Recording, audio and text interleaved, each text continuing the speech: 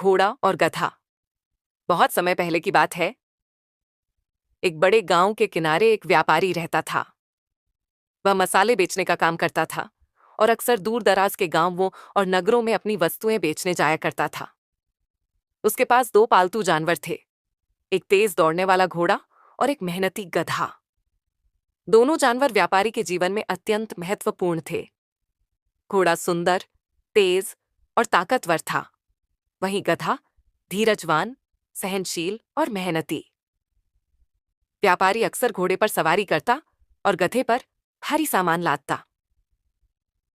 हर सप्ताह व्यापारी अपने मसालों की बोरियां तैयार करता और यात्रा पर निकलता। घोड़े को सजाकर खुद उस पर सवार होता और गधे पर मसाले की भारी बोरियां लाद दी जाती। गधा धीरे धीरे चलता, पर बिना रुके मंजिल की ओर बढ़ता। एक दिन गर्मी ज्यादा थी और रास्ता भी लंबा। गधे पर लादा गया बोझ असहनीय हो चला। चलते चलते उसने थककर पास चल रहे घोड़े से कहा, क्या तुम कुछ वजन बांट सकते हो? मेरी कमर टूट रही है। घोड़े ने उत्तर दिया, मुझे बोझ ढोने के लिए नहीं बनाया गया, मैं मालिक की सवारी हूं। यह काम तुम्हारा है। गधा चुप रह गया। दर्द सहते हुए वह आगे बढ़ता रहा। गर्मी और धूल ने गधे को बेहद थका दिया था। फिर भी वह हिम्मत से चलता रहा। मगर थोड़ी देर बाद उसकी टांगें कांपने लगीं और वह अचानक रास्ते में गिर पड़ा। उसके मुंह से दर्द की आवाज निकली और आंखें नम हो गईं। व्यापारी चौंक गया। उसने देखा कि गधा अब उठने की स्थिति में नहीं है। उसने घोड़े की ओर देखा और कहा, अब तुम्हें इस बोझ को उठाना होगा। घोड़ा चुपचाप खड़ा रहा। अब उसके पास कोई विकल्प नहीं था। उसने गधे के हिस्से का सारा बोझ अपने ऊपर उठाया। साथ ही व्यापारी की सवारी भी उसी पर थी।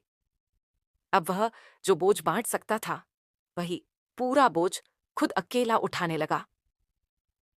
पहले जो घोड़ा केवल सवारी ढोता था, अब उसे समझ आ गया कि जिम्मेदारी क्या होती है। बोझ के साथ साथ गर्मी और दूरी ने उसे भी थका दिया। वह हाँफने लगा। तब उसे एहसास हुआ कि थोड़ा बोझ पहले ही बांट लिया होता तो इतना कठिन समय न आता। शाम को जब सब एक पड़ाव पर पहुंचे, तो घोड़े ने गधे के पास जाकर अपनी गलती स्वीकार की। वह बोला, मैंने तुम्हारी बात नहीं मानी। अब मुझे अपनी भूल का एहसास हो गया है। गधा मुस्कुराया, समझदारी हमेशा अनुभव से आती है। अब तुमने समझ लिया, यही काफी है। अगले दिन जब व्यापारी ने फिर से यात्रा की तैयारी की, तो घोड़े ने खुद आगे बढ़कर कहा, इस बार कुछ सामान मुझे दे दो। अकेले बोझ उठाना किसी के लिए आसान नहीं होता। व्यापारी ने पहले थोड़ी हैरानी दिखाई, फिर उसने बोझ को बराबर बांट दिया। यात्रा अब पहले से कहीं अधिक आसान लगने लगी। गधा हल्का महसूस कर रहा था और घोड़े को अब सच्ची ताकत का अर्थ समझ में आने लगा था। समय के साथ दोनों जानवर एक दूसरे के सबसे अच्छे साथी बन गए। वे एक दूसरे का ध्यान रखते, मिलकर काम करते और जीवन के सफर को आसान बना लेते। अब घोड़ा गधे की स्थिति समझता था और गधा घोड़े की सोच की सराहना करता था। दोनों के बीच एक अद्भुत रिश्ता बन गया था, सम्मान और सहयोग का। एक बार व्यापारी को अचानक पास के नगर में जल्दी सामान पहुंचाना पड़ा। मौसम खराब था और रास्ता जोखिम भरा। एक तरफ तेज बहती नदी थी और दूसरी तरफ संकरा, घुमावदार जंगल का रास्ता। व्यापारी परेशान था। गधा बोला, मैं जंगल के रास्ते से निकल सकता हूं, जहां से जल्दी पहुंच सकते हैं। घोड़ा बोला, मैं पुल के रास्ते से जाऊंगा, वो लंबा है लेकिन सुरक्षित है। दोनों ने व्यापारी की अनुमति ली और दो अलग अलग रास्तों से निकल पड़े। गधा जंगल के रास्ते में पड़ा भारी पेड़ हटाकर रास्ता बनाता हुआ आगे बढ़ा। घोड़ा लंबे लेकिन स्थिर पुल से होकर नगर पहुंचा। अंत में दोनों एक ही समय पर मंजिल पर पहुंचे। व्यापारी बेहद खुश हुआ। उसने दोनों के माथे पर हाथ फेरते हुए कहा, तुम दोनों मेरी ताकत हो। आज तुमने मेरा व्यापार और विश्वास दोनों बचा लिए।